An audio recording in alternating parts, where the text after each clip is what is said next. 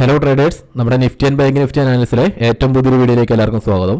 ഇന്നത്തെ വീഡിയോയിൽ ഒരു കുറച്ച് മെയിനായിട്ടുള്ള കാര്യങ്ങളൊന്ന് പറയാനുണ്ട്. ഞാൻ അധികം വീഡിയോയ്ക്ക് ഒരു ലെങ്ത് വരാത്ത രീതിയിൽ തന്നെ സിമ്പിളായിട്ടുള്ള രീതിയിലും കാര്യങ്ങൾ പറഞ്ഞു പോകാം. അതുപോലെ തന്നെ ഭൂരിഭാഗം ആൾക്കാരും ചോദിച്ചോളൂ, നമ്മുടെ ചെറിയൊരു ടെലിഗ്രാം ചാനൽ ഒന്ന് സ്റ്റാർട്ട് ചെയ്തിട്ടുണ്ട്. അതിൻ്റെ ലിങ്ക് മിക്കവാറും ഈ ഒരു വീഡിയോൻ്റെ താഴെ തന്നെ ഉണ്ടാവും, ഡിസ്ക്രിപ്ഷനിൽ ചെക്ക് ചെയ്ത് നോക്കിയാൽ മതി.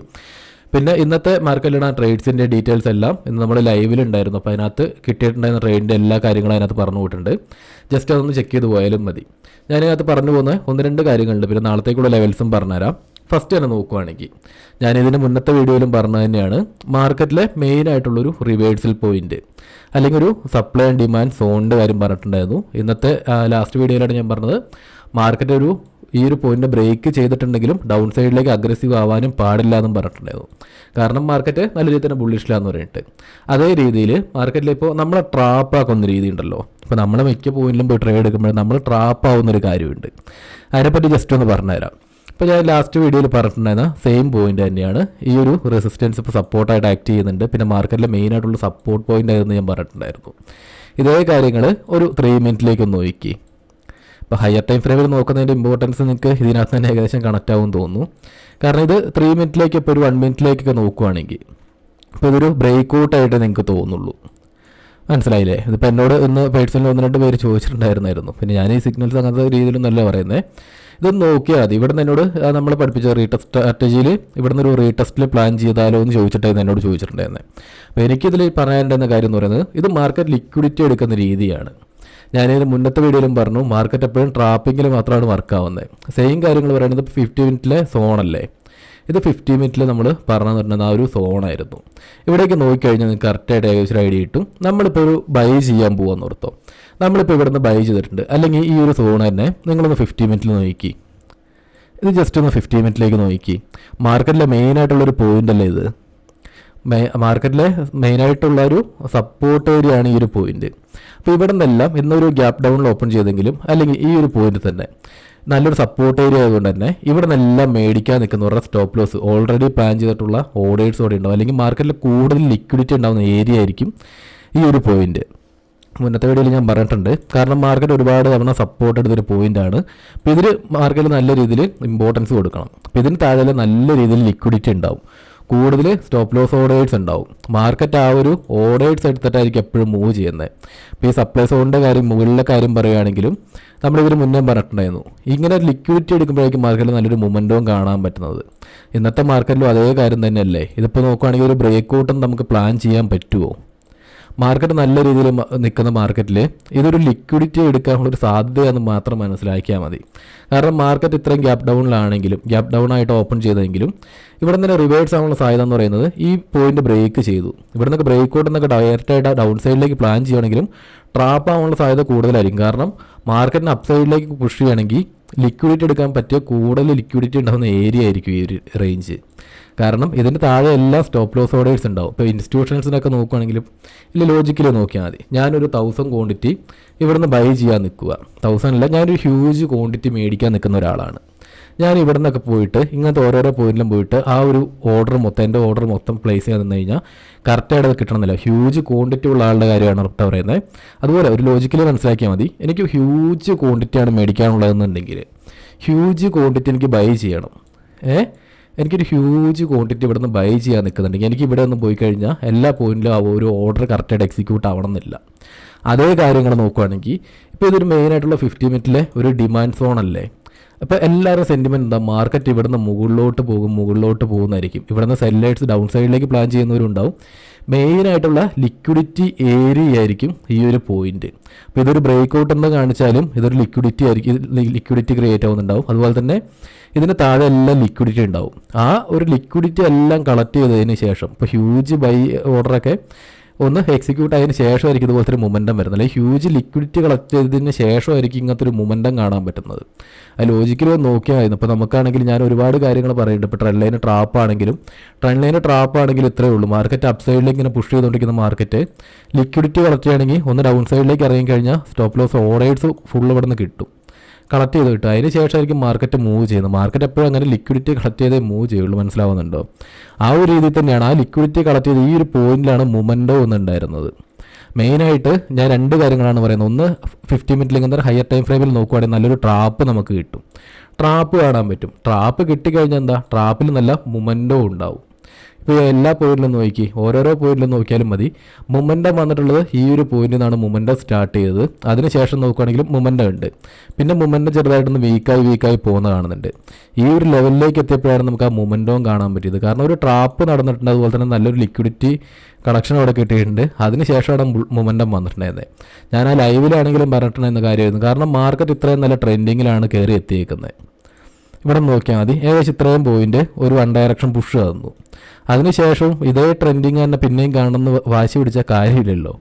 ട്രേഡ് പ്ലാൻ ചെയ്യണമെങ്കിൽ ഇവിടെ നിന്നൊക്കെ ട്രേഡ് പ്ലാൻ ചെയ്യണമായിരുന്നു. ഇപ്പോൾ എനിക്കാണെങ്കിൽ ഇവിടെ നല്ല ട്രേഡ് കിട്ടിയിട്ട് നമ്മുടെ സ്റ്റുഡൻസിൻ്റെ ഗ്രൂപ്പിലേക്ക് നോക്കിയാലും എല്ലാവർക്കും അത്യാവശ്യം നല്ല ഡീസൻ്റ് ആയിട്ടുള്ള ട്രേഡുകൾ കിട്ടിയിട്ടുണ്ട്. അത്യാവശ്യം നല്ല മൂവ്മെൻറ്റൊക്കെ സിമ്പിളായിട്ട് ക്യാച്ച് ചെയ്തിട്ടുമുണ്ട്. ഡീറ്റെയിൽസ് എടുത്ത് കാണിച്ചു തരുവാണെങ്കിൽ ഇപ്പോൾ ഫാമിലി ഡിസ്കഷൻ ഇത് നോക്കി 1:4 ഒക്കെ ആ ഒരു ട്രാപ്പിൻ്റെ അവിടെ നിന്ന് മൊമെൻറ്റം കിട്ടിയിട്ടുണ്ട്. അതുപോലെ തന്നെ ഓരോരോ പോയിന്റിൽ വെച്ചിട്ടും ആ ഹ്യൂജ് മൊമെൻറ്റമാണ് എല്ലാവരും ക്യാച്ച് ചെയ്തെടുത്തേക്കുന്നത്. അപ്പോൾ അതുപോലെ മൊമെൻറ്റം കിട്ടണമെങ്കിൽ ഈ ഡൗൺ സൈഡിൽ നിന്ന് തന്നെ നമ്മൾ പറയുന്ന ട്രാപ്പിൽ നിന്ന് തന്നെ ട്രേഡ് പ്ലാൻ ചെയ്താലേ കാര്യമുള്ളൂ. അതേ കാര്യങ്ങൾ മാർക്കറ്റ് ആ ഒരു ട്രെൻഡിങ് എല്ലാം കഴിഞ്ഞു. ഞാനതിൻ്റെ മുന്നത്തെ വീഡിയോയിലും പറഞ്ഞ പോലെ മോർണിംഗ് നല്ലൊരു ട്രെൻഡിങ് കഴിഞ്ഞാൽ അതിനുശേഷം ഒന്ന് സൈഡ് വേസിലേക്ക് എത്താനുള്ള സാധ്യതയുണ്ട്. ഇവിടെ നിന്ന് കിട്ടിയ അതേ മൊമെൻറ്റം തന്നെ പിന്നെയും കിട്ടണമെന്നില്ല.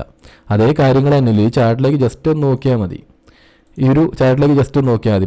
മാർക്കറ്റ് മോർണിംഗ് നല്ലൊരു ട്രെൻഡിങ്ങിൽ നല്ലൊരു മൊമെൻറ്റം കാണിച്ചു. അതിനുശേഷം കറക്റ്റായിട്ടൊരു സൈഡ് വേസിലേക്ക് പോയിട്ടുണ്ട്. അപ്പോൾ ഇതിലേക്കൊക്കെ പോയി ട്രേഡ് ചെയ്യാൻ നിന്നാലും നമുക്ക് പ്രീമിയത്തിൽ വലിയ മൊമെൻറ്റം കിട്ടണമെന്നില്ല. ഓപ്ഷൻ ബൈങ് അല്ലേ ചെയ്യുന്നത്, മനസ്സിലാവുന്നുണ്ടോ? അപ്പോൾ ആ ഒരു രീതിയും കൂടെ കറക്റ്റായിട്ട് നോക്കണം. പിന്നെ നാളത്തേക്കുള്ള ലെവൽസിലേക്ക് ഞാൻ നേരെ കിടക്കാം. അതുപോലെ തന്നെ നിഫ്റ്റീൻ്റെ കാര്യം നോക്കുകയാണെങ്കിൽ, നിഫ്റ്റി ആണെങ്കിൽ ഞാൻ ആ പറഞ്ഞ സോണിൽ തന്നെയായിരുന്നു. ആ സോണിന് ഡൗൺ സൈഡിലേക്ക് ഒരു ബ്രേക്ക് തന്നതിന് ശേഷം കണ്ടോ, ഇവിടുന്ന് ഗ്യാപ്പ് ഡൗൺ ആയിരുന്നു. ആ ഒരു സോണിന് ഡൗൺ സൈഡാണ് ബ്രേക്ക് ചെയ്തത്. അതിനുശേഷമാണെങ്കിലും ഇവിടുന്ന് മൊത്തത്തിലൊരു ട്രാപ്പ് ആക്കിയിട്ട് ഇവിടെ നിന്നൊക്കെ നല്ലൊരു ട്രേഡ് ഉണ്ടായിരുന്നു ഡേ ലോയിന് വെച്ചിട്ട്. ഇതൊക്കെയാണെങ്കിൽ അത്യാവശ്യം നമ്മുടെ സ്റ്റുഡൻസിന് എടുത്തിട്ടുണ്ട്. ഏകദേശം ഈ 3 ക്യാൻഡിൽ തന്നെ 1:3 മേലെ അങ്ങോട്ട് കിട്ടിയിട്ടുണ്ടെന്ന് തോന്നുന്നു. അപ്പോൾ ഇതുപോലെ ട്രേഡുകൾ പ്ലാൻ ചെയ്യാൻ നിൽക്കണം. കാരണം ഇവിടെ എല്ലാം ലിക്വിഡിറ്റി ഉണ്ടാവുമെന്ന് മനസ്സിലാക്കിയാൽ മതി, ഇതിൻ്റെ താഴെയെല്ലാം. ആ ഒരു രീതിയിൽ ട്രേഡുകൾ പ്ലാൻ ചെയ്താലേ കാര്യമുള്ളൂ. മാർക്കറ്റ് അപ്പോൾ ലിക്വിഡിറ്റി എടുത്തായിരിക്കും മൂവ് ചെയ്യുന്നത്.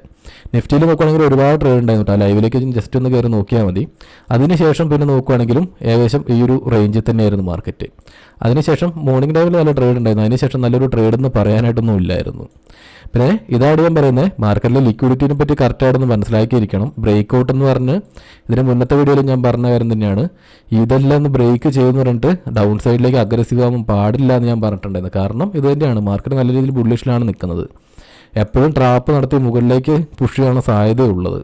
ഡൗൺ സൈഡിലേക്കാണെങ്കിലും കുറച്ച് കൂടുതൽ കൺഫർമേഷൻ കിട്ടണം. പിന്നെ നാളേക്ക് ലൈവ് ഒക്കെ എന്താ ഞാൻ കറക്റ്റായിട്ട് പറഞ്ഞുതരാം. സോ ഈ ഒരു കാര്യങ്ങളാണ് പറയാനുള്ളത്. പിന്നെ നാളത്തേക്കുള്ള ലെവൽസ് ഞാൻ പറഞ്ഞു തരുവാണെങ്കിൽ ഈ 2 സോൺ മാത്രം ഒന്ന് മാർക്ക് ചെയ്ത് വെച്ചാൽ മതി. നിഫ്റ്റിയിലാണെങ്കിൽ ഡൗൺ സൈഡിലേക്ക് ഈ ഒരു സോണിങ്ങനെ തന്നെ എടുത്താൽ മതി. കാരണം ഈ ഒരു ലോവസ്റ്റ് പോയിന്റ് ഉണ്ടല്ലോ, ഈ ഒരു പോയിന്റ് തന്നെയായിട്ട് എടുത്താൽ മതി. ഏകദേശം ഈ ഒരു റേഞ്ചിൽ തന്നെ ഇതെല്ലാം കൂടെ കണക്ട് ചെയ്തൊരു സോണായിട്ട് തന്നെ എടുത്ത് വെച്ചാൽ മതി.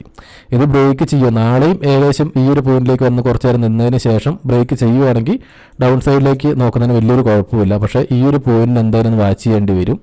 ഇന്നത്തെ ഡേ ലോ ഉണ്ടല്ലോ, അതിനെ ജസ്റ്റ് ഒന്ന് വാച്ച് ചെയ്യേണ്ടി വരും. കാരണം ചെറിയൊരു പുഷ് അവിടെ നിന്ന് വരാനുള്ള അപ്സൈഡിലേക്ക് കയറാനുള്ള സാധ്യതയുണ്ട്. പിന്നെ നാളെ നോക്കുകയാണെങ്കിലും മുകളിലേക്ക് അപ്സൈഡിലേക്ക് നോക്കുകയാണെങ്കിലും ഇത് തന്നെയാണ് നമ്മൾ പറഞ്ഞ റെസിസ്റ്റൻസ് ആയിട്ട് ആ ഒരു പോയിന്റ്.